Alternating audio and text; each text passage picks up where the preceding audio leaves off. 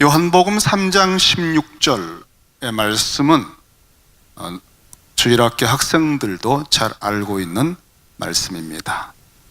막상 이 말씀으로 설교를 준비하고자 할 때 굉장히 쉬울 것 같았는데 아주 마음이 무겁습니다.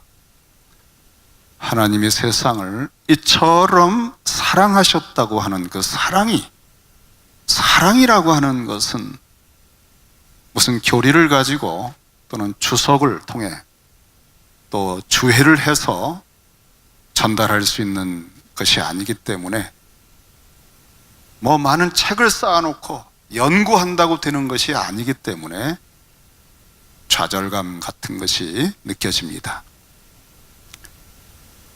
오늘 16절의 말씀은 앞에서 나온 14절, 15절의 말씀을 요약하면서 요한이 예수님의 말씀을 정리한 것입니다.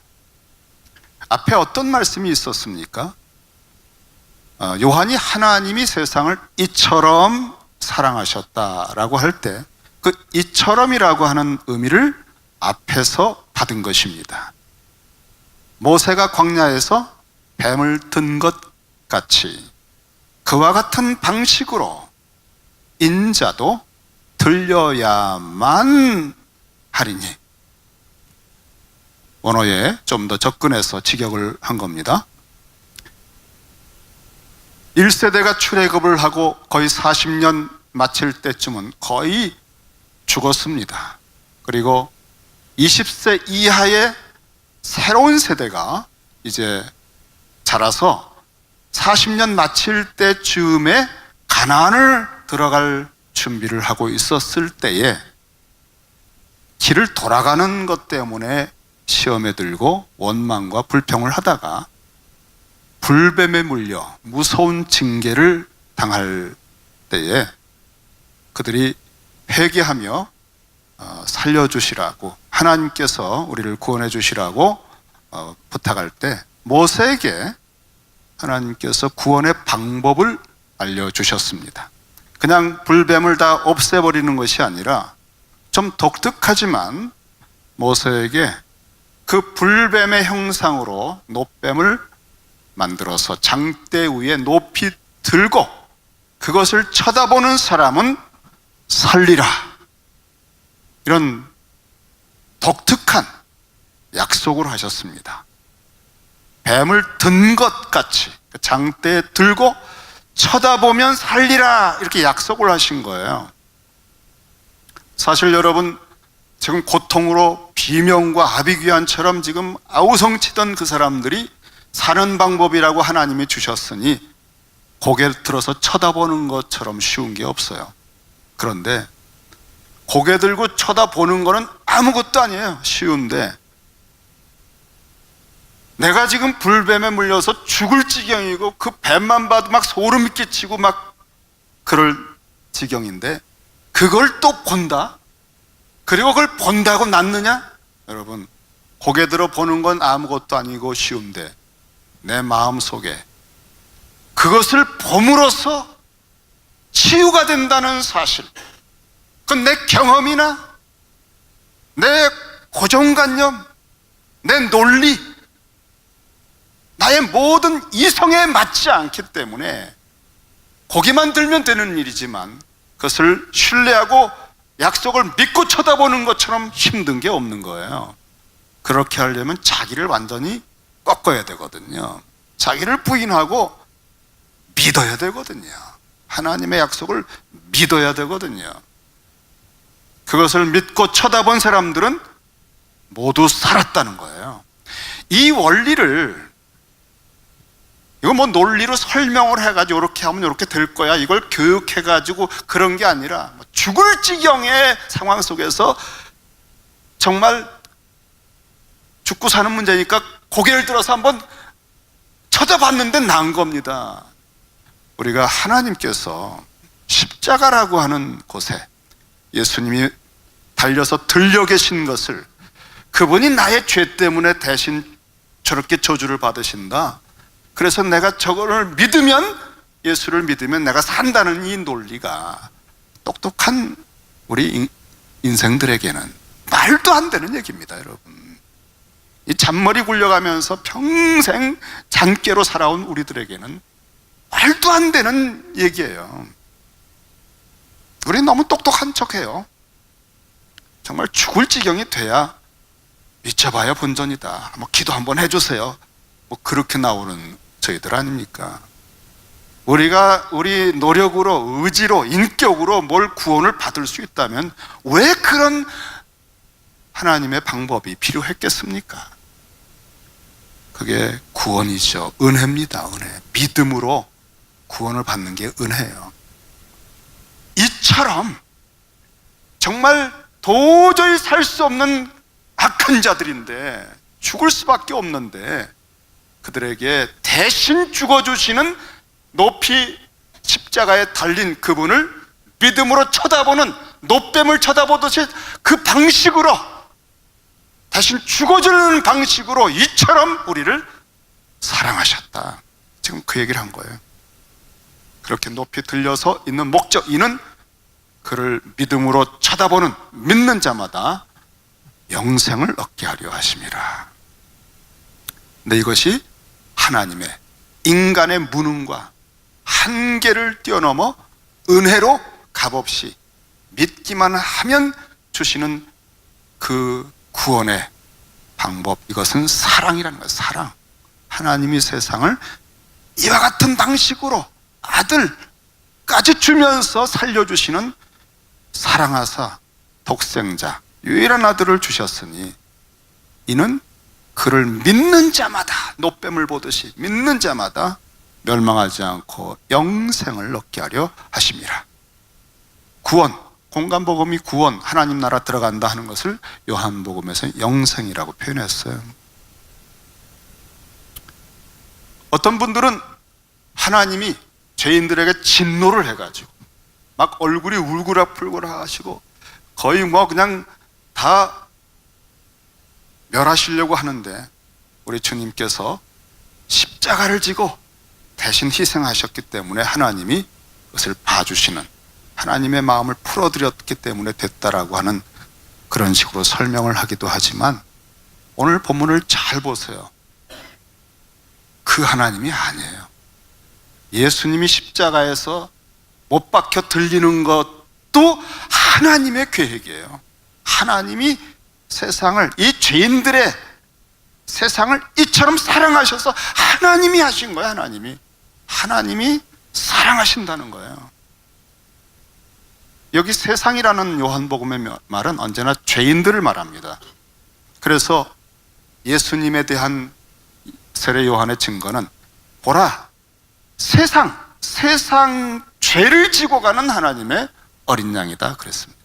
세상의 죄인들, 그 죽을 수밖에 없는 죄인들을 사랑하셨다는 거예요. 하나님의 사랑이 우선입니다. 하나님께서 사랑하시기 때문에 당신의 공의의 문제를 해결하기 위해서 대신 죽는 방법을 취하신 거예요. 그러니까 여러분, 우리가 죄인 되었을 때부터 사랑받은 겁니다.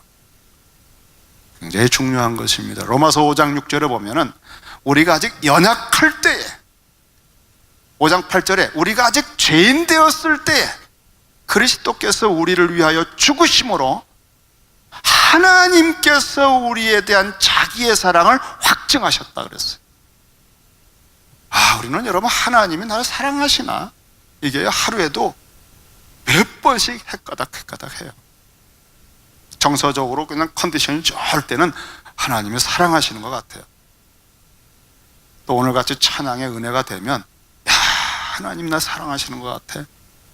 그런데 마음이 우울해지고 그냥 짜증이 나고 몸이 피곤해질 때는요, 내가 사랑받고 있나? 그런 게 순식간에 느껴지지도 않고 의심이 되고 막 그렇습니다. 게다가 또 사람들이 나를 알아주지 않고 인정해주지 않으면 또 얼마나 마음이 힘듭니까? 하나님도 나를 외면하시나? 그런 생각 들어요. 그런데 여러분, 언제나 우리는 내 생각, 내 감정, 사람들의 반응이 어떠냐에 따라서 하나님이 나를 사랑하시나 안 하시나, 사랑의 강도가 깊어졌다가 줄어들었다 하는 것으로 생각하면 절대 안 됩니다. 언제나 하나님은 여러분이 못났을 때도 사랑하고 계셨고, 여러분이 죄를 져서 죽을 죄를 지고 정말 모든 사람이 다 조롱을 할 때도 하나님이 사랑하고 계셨어요. 어느 정도로? 당신의 외아들이 십자가에 못 박혀 죽을 정도로. 그러니까 하나님이 우리를 사랑하시는 것을 어디서 우리는 확인해야 되냐면 딱 한 곳에서 봐야 돼요. 내 감정이나 사람들의 반응이나 내 신체적인 컨디션에 따라서 측량하면 안 됩니다. 딱 한 가지밖에 없습니다. 십자가입니다. 우리가 죄인 되었을 때 십자가에서 예수께서 죽으심으로 하나님이 우리를 향한 사랑이 어떤 건가를 확증한 겁니다.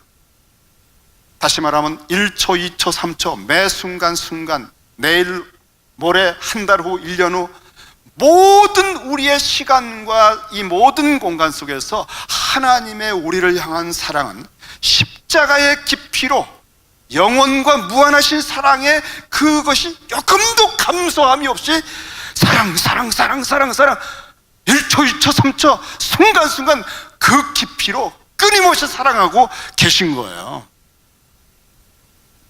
이것이 필링으로 와닿는 것은 새로운 차원이에요.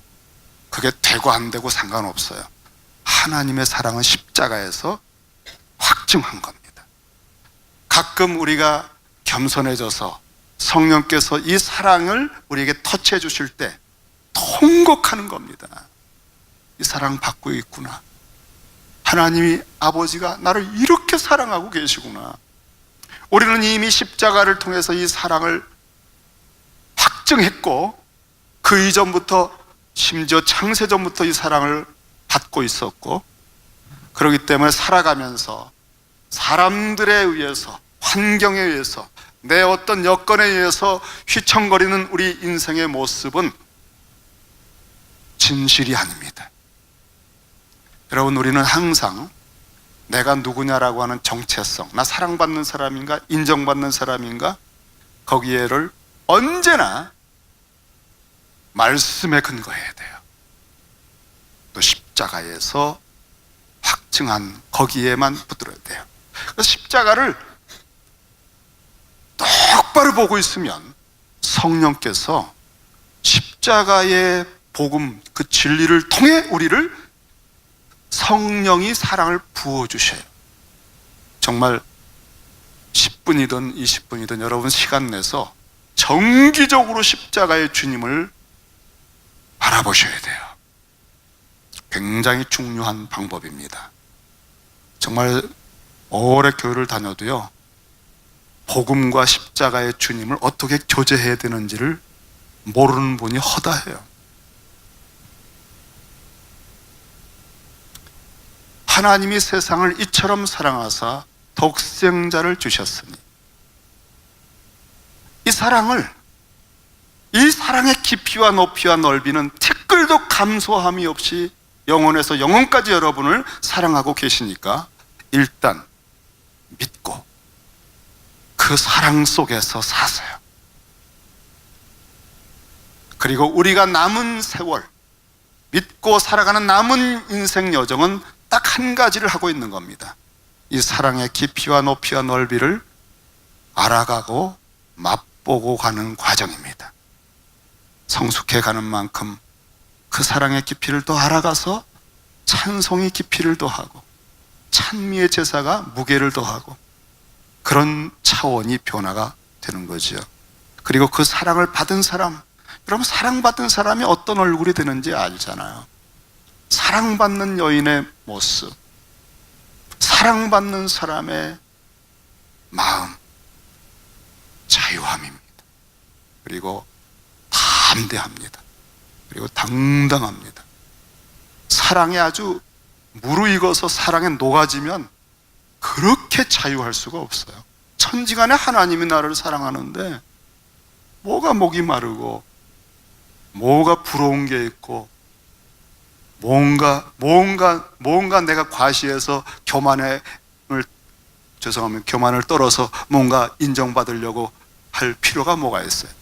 그냥 내 모습 이대로를 무한하신 영원한 사랑으로 품어주시는 그분 앞에 자유한데, 이것이 그리스도인들이 가지는 향기요, 빛 중에 하나예요.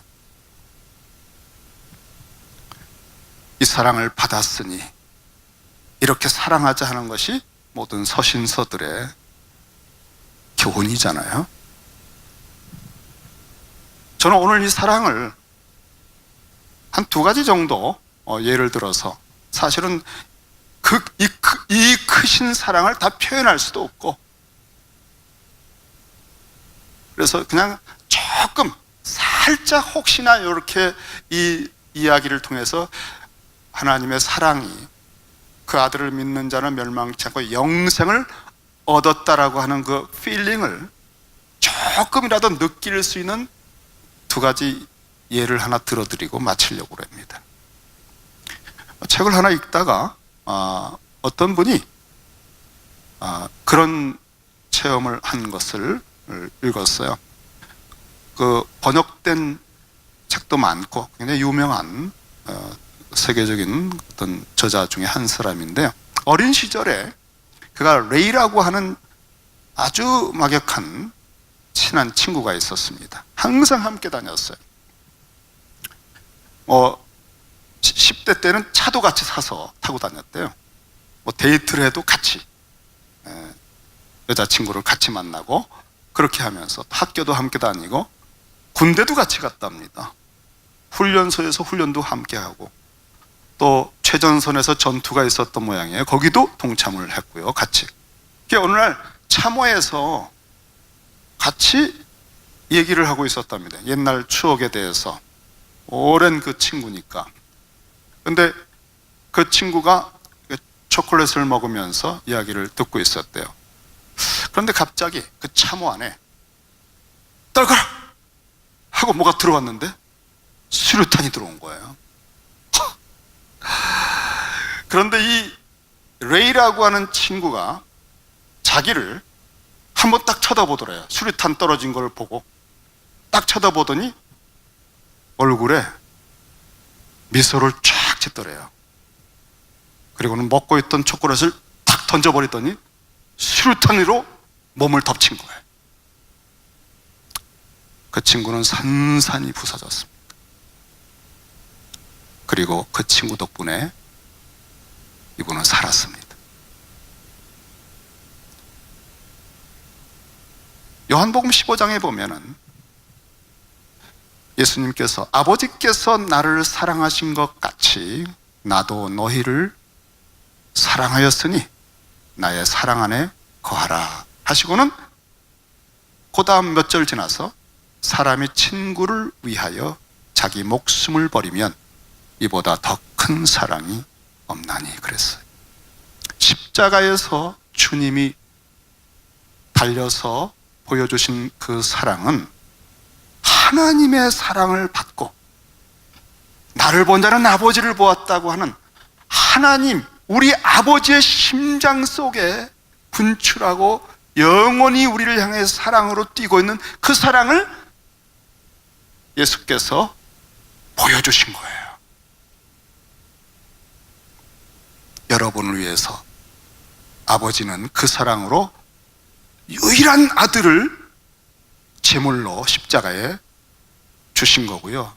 그 사랑을 받으면서 전달하는 예수님은 당신의 전생애와 목숨을 우리를 위해서 아낌없이 준 것입니다. 하나님이 이처럼 우리를 사랑하고 계십니다. 영원히. 여러분은 너무너무 이 사랑 속에서, 이 사랑으로 여러분은 완전히 자유해질 수 있어요.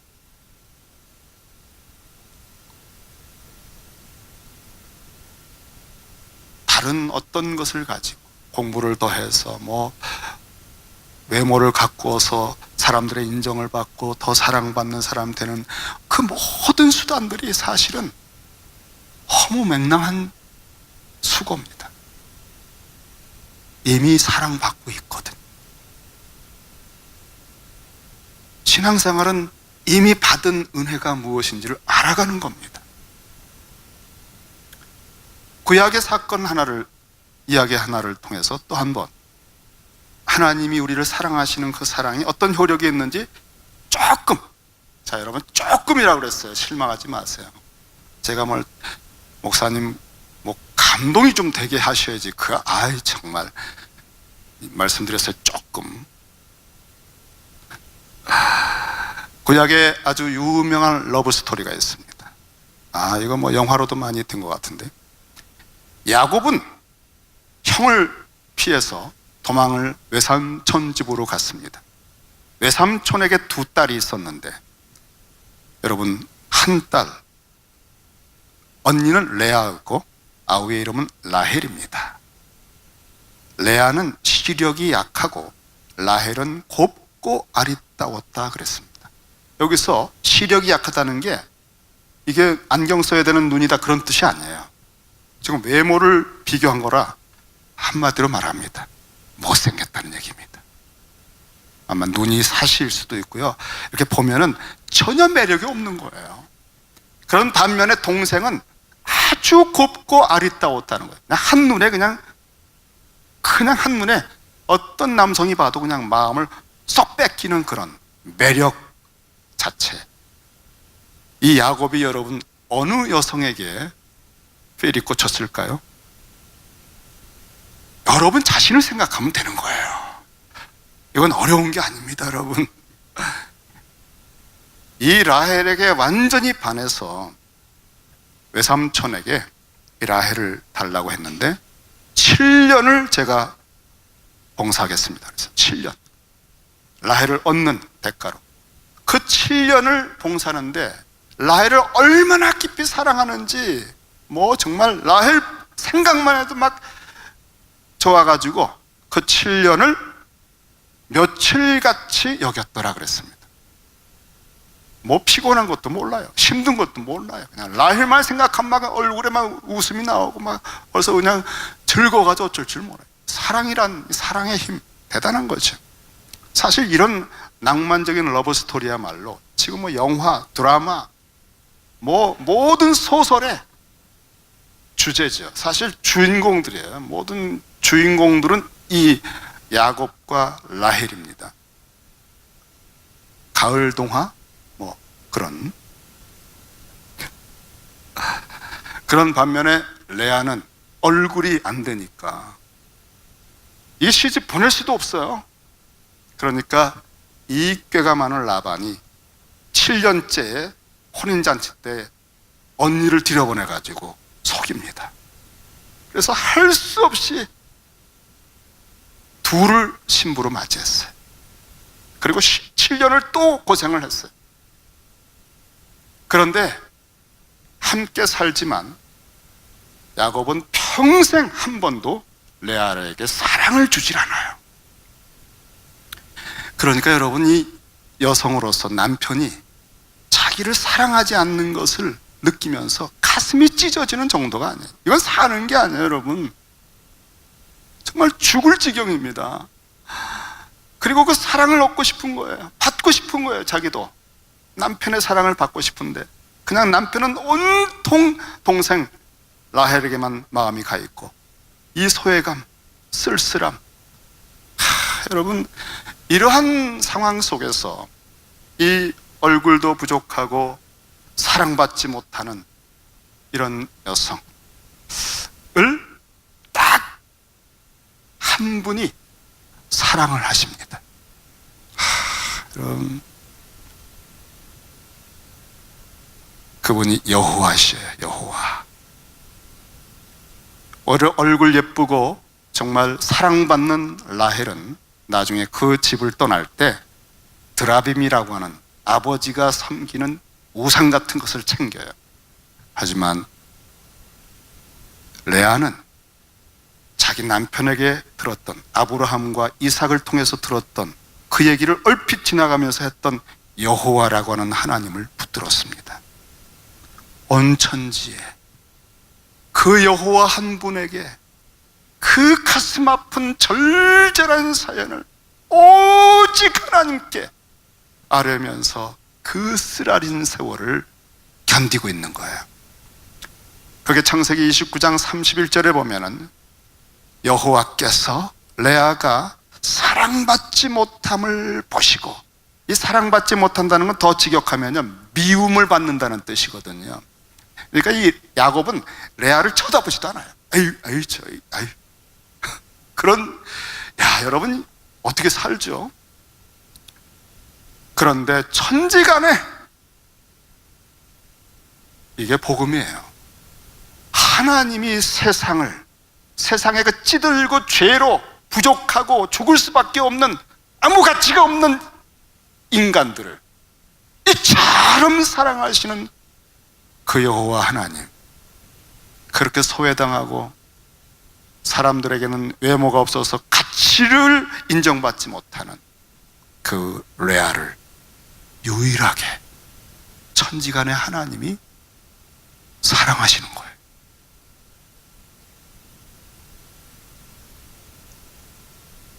여호와께서 레아가 사랑받지 못함을 보셨다는 겁니다. 불꽃같이 보고 계신 거예요. 그 하루하루 한숨과 울면서 몸부림치는 모든 것들을 보신 거예요. 야곱은 거들떠보지도 않아요. 이 세상의 주인공들은 연예인들, 예쁘고 준수하고 대단한 그런 배경을 가진, 정말 워킹도 멋있고 막 키도 한 180좀 돼야 되고 머리카락도 좀 있어야 되고 다 그런 사람들에게 카메라가 가죠. 하나님의 나라는 그렇지 않아요. 우리 주님이 이 땅에 빛으로 오셔서 비춘 세계는 전혀 달라요, 여러분. 하나님이 세상을 이처럼 사랑하실 때 그 세상은 죄인들입니다, 여러분.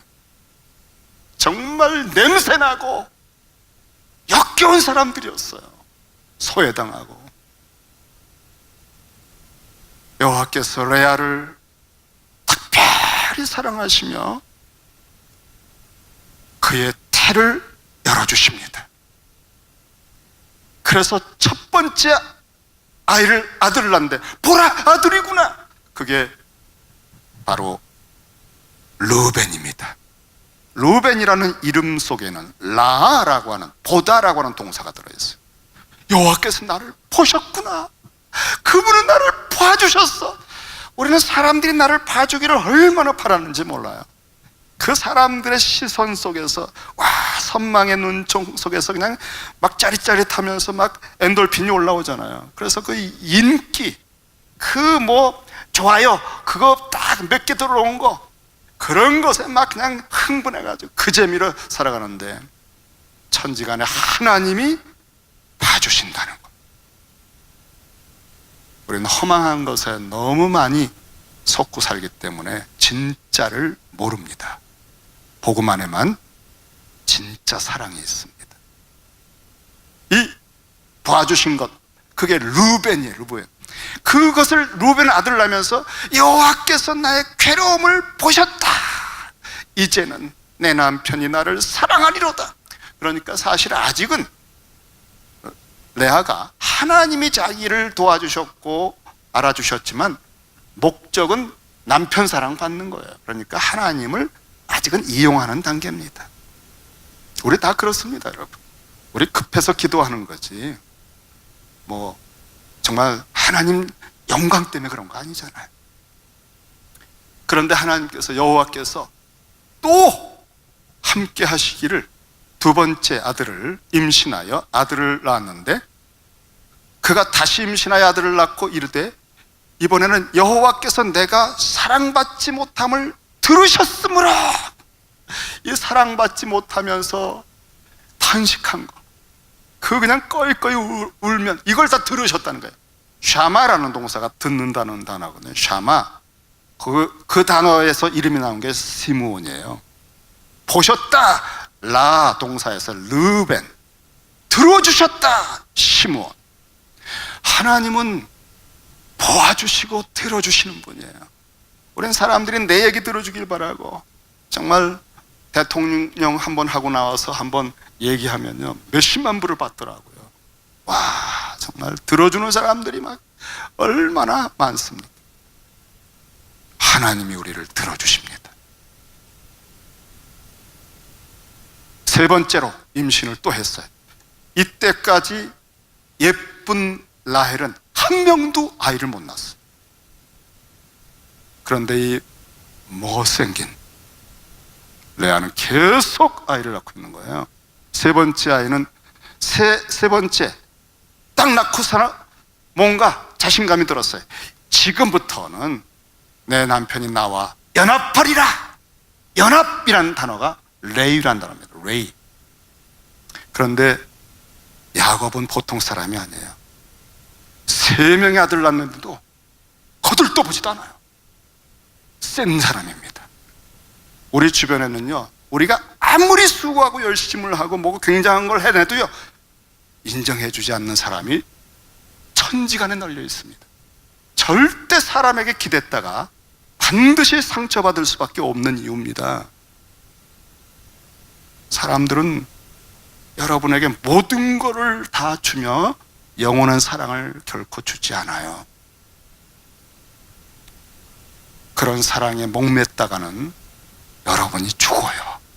정신병 걸려요.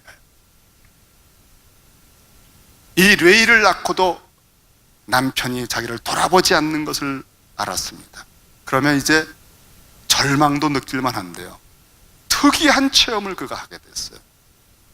제가 조금 하나님의 사랑을 받으며 영생을 맛본다는 게 뭔지를 조금 느끼게 해드린다고 했습니다. 그 느낌을 레아가 조금 맛봅니다. 그것은 4번째 아이를 낳으면서입니다.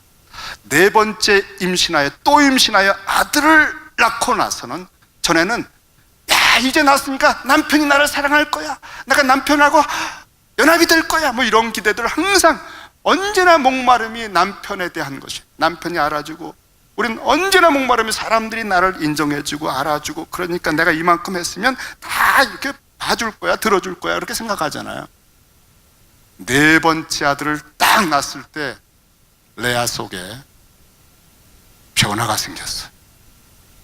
아들을 딱 낳고 뭔가 다른 거예요. 이 아들이 뭔가 다른 느낌을 준 것 같아요. 여러분 그런 거 있잖아. 낳는데 야, 이놈 되겠다, 그런 거 느낄 때 있죠. 예? 모세가 낳았을 때 다 남자애 낳으면 죽인다 그랬습니다. 근데 모세가 낳았을 때, 그때 모세가 낳는데 하나님 보시기에 아름다운지라 그의 아버지의 집에서 3달 동안 길렸다. 모세가 낳는데 이상한 거예요. 이게 뭐가 있다. 그래서 목숨 걸고 3달을 보호를 합니다. 뭔가 있는 거예요, 여러분. 그 아들을 딱 4번째 낳는데요, 남편이 나를 더 사랑하지 뭐 그런 게 생각 안 나고, 와우, 뭐가 온 거예요. 그러면서 너무 벅차서 뭔가 깊은 감동이 와서 뭔가 알 수는 없는데 영원한 보증 같은 게 느껴진 거예요. 그래서 반응이 어떻게 나온 줄 아세요? 하나님을 찬양한 겁니다. 남편 생각하거나 남편이 나를 사랑해주거나 사랑해주지 않아서 더 목마르거나 이런 거를 이거 잊어버린 거예요. 와, 하나님 감사합니다. 그가 또 임신하여 아들을 낳고 이르되 내가 이제는 여호와를 찬송하리로다. 남편 얘기 없어요. 사람들이 알아주고 안 알아주고 그게 아니라 흡족한 무언가가 위로부터 온 거예요. 이 아들을 통해서 더 바랄 게 없는 거예요. 찬송이 터져 나온 거예요. 그 찬송이란 단어의 이름이 유다입니다. 유다. 여러분, 예수님은요 유다로부터 족보에서 나옵니다. 이 눈총받고 사랑받지 못하고 소외당하고 그 모든 드라마의 영화의 주인공 라헬과 야곱이 저쪽에서 놀고 있는데 그냥 한 구석에서 아무런 가치도 느끼지 못하고 소외당했던 이 레아의 아들 속에서 그리스도가 오신 겁니다. 이것이 하나님의 나라입니다. 유다를 딱 안고서 그리스도를 느낀 거예요. 하나님이 나를, 부족한 나를 이처럼 사랑하사 독생자를 주셨구나. 그 순간에 사람이 나를 사랑해 주지 않고 사람들이 내 얼굴 뭐라고 평가하는 아무런 것도 영향을 안 받아요. 할렐루야, 할렐루야. 그 영원한 사랑에 젖은 겁니다. 이게 영생입니다, 여러분. 우리가 이처럼 우리를 사랑하셔서 독생자를 주신 아버지의 사랑을 맛보는 순간 여러분은 자유해지는 거예요. 집착하던 모든 것들이 툭툭툭툭 끊기면서 오히려 내가 너희 사랑해 줄게. 야곱, 내가 당신 사랑해 줄게. 자유한 사람이 되는 거예요. 이것이 하나님이 우리에게 주시는 사랑이에요. 여러분, 이 스토리 이후에 사마리아 여인이 나옵니다. 5명의 남편을 두고도 채워지지 않는 목마름. 그래서 또 한 사람의 남자를 지금 가지고 있는데 남편이 아니에요. 내 목이 말라서 그가 운물에 왔는데 그 운물이 야곱의 운물입니다. 진짜 신랑이신 그리스도가 말합니다. 내가 생수를 주마. 독생자가 여러분의 생수를 주시는 분이에요. 이분을 아버지의 사랑으로 받으면 우리는 그 사랑을 맛보면서 영생을 느끼는 겁니다. 베들레헴 교회 성도 여러분, 교회만이 이 복음의 세계를, 이 하나님 나라를 여러분에게 줄 수 있습니다. 이 교회가, 이 생수가 차고 넘쳐서 시카고 전체를 덮을 때까지, 이 복음의 떡을 모든 이들에게 땅끝까지 나누어 줄 때까지 이 무한한 사랑 가운데 여러분 한번 가보십시다. 기도하겠습니다.